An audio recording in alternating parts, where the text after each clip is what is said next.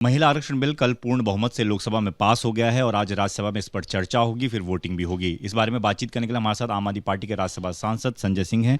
संजय जी, कल लोकसभा में पास हो गया है, आज राज्यसभा में बारी है, किस तरीके से देख रहे हैं? हालांकि आपने सवाल उठाया है कि इसको लागू होने में बहुत ज़्यादा वक्त लग जाएगा। देखिए, मैं तो ये कहना चाहता हूँ मोदी जी से कि बिना दिल के अगर आप बिल पास करेंगे तो नाकाबिल कहलाएंगे, और आप इस बिल को पास करके नाकाबिल प्रधानमंत्री के रूप में देश के सामने आए हैं।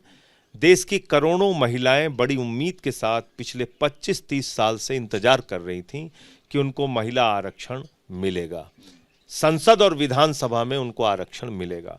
लेकिन आप ऐसा बिल लेके आए जिसमें अब आप उनको अगले 25-30 साल में भी आरक्षण दे पाएंगे या नहीं दे पाएंगे, इस पर एक अंधकार लगा हुआ है, इस पर एक अंधकार के बादल मंडरा रहे हैं।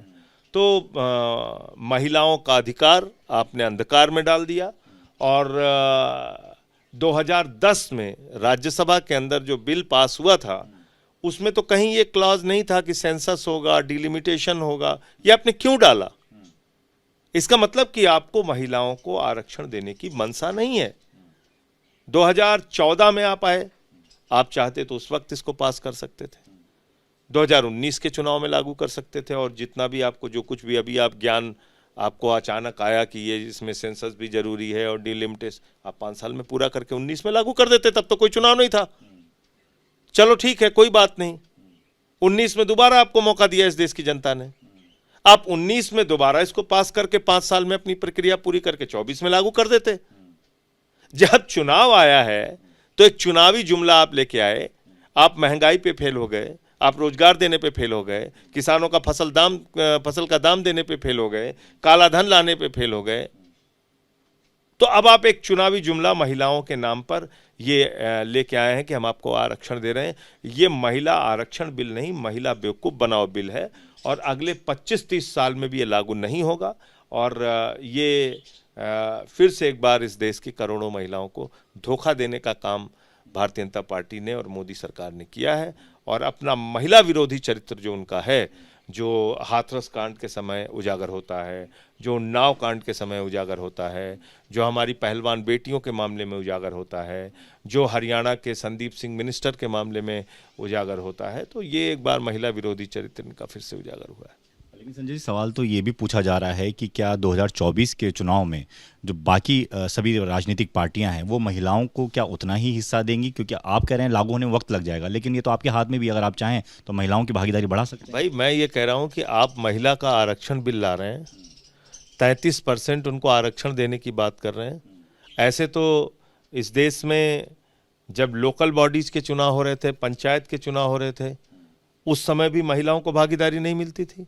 आरक्षण की व्यवस्था हुई तो उनको मिल रही है भागीदारी। आपको अगर नियत आपकी साफ है, आप दे देते। खुद बीजेपी ने कितना टिकट दिया है? बीजेपी कहेगी कि हाँ, हम 33% टिकट देंगे अपनी पार्टी की ओर से। तो इसलिए ये एक बेईमानी की बहस है।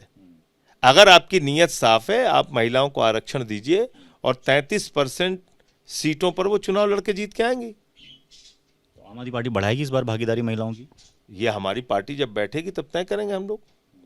एक सवाल ये भी पूछा जा रहा है कि क्या आप लोग को लगता है कि एमपी, राजस्थान, छत्तीसगढ़ जहां पर चुनाव हैं वहां पर इसका बड़ा असर पड़ेगा? क्योंकि केंद्र सरकार ये बिल लेकर आई है तो इसका असर को नकारात्मक रूप से देखा जाएगा, नेगेटिव होगा ये। क्योंकि देखिए, ओबीसी महिलाओं को आरक्षण देने की भी बात पहले से उठती आई है, उसको इन्होंने कहीं प्रतिनिधित्व दिया नहीं। तो ये मामला भी इन तीनों चुनावों के अंदर उठेगा और इसका नुकसान होगा भारतीय जनता पार्टी को, क्योंकि आप लागू तो कर नहीं रहे। राज्यसभा में जब वोटिंग होगी तो आम आदमी पार्टी जैसे कल लोकसभा में सपोर्ट किया वैसे आज भी करेगी? देखिए, उसका कारण मैंने आपको कल भी बताया था, आज फिर से दोहरा दे रहा हूँ। इंडिया गठबंधन के ऊपर ये दोष ना लगे, तो इसलिए इस बिल का समर्थन किया हमने। इंडिया गठबंधन पे ये दोष ना लगे कि हमने महिला आरक्षण बिल का विरोध किया। बाकी जब 24 में इनको हटा लेंगे तो नए स्वरूप में ये सारी चीज़ें बदल के काम किया जाएगा। ठीक है, धन्यवाद। बातचीत के लिए। तो संजय सिंह सीधे तौर पर कह रहे हैं कि लोकसभा में भी सपोर्ट किया, राज्यसभा में भी करेंगे, लेकिन सवाल ये है कि ये बिल जो लाया जा रहा है महिलाओं को बेवकूफ़ बनाने के लिए लाया जा रहा है, क्योंकि इसे लागू होने में कई सालों का वक्त लग जाएगा, इसलिए इसका नुकसान बीजेपी को झेलना भी पड़ेगा। कैमरामैन राजेंद्र सिंह के साथ दीपक सिंह रावत, एबीपी न्यूज़, दिल्ली।